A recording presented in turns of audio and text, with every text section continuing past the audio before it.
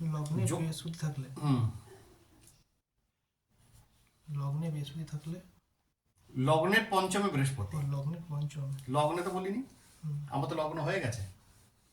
লগ্নে পঞ্চমে বৃহস্পতি থাকলে যে কোনো ধরনের ফিজিক্যাল ট্রাবল, মানে শারীরিক শরীর জাতীয় যত রকমের অসুবিধাজনক পরিস্থিতি তৈরি হয়, যদি খুব সিরিয়াস পেশেন্ট হয়, অকাল মৃত্যু ঘটবে না এক্ষেত্রে।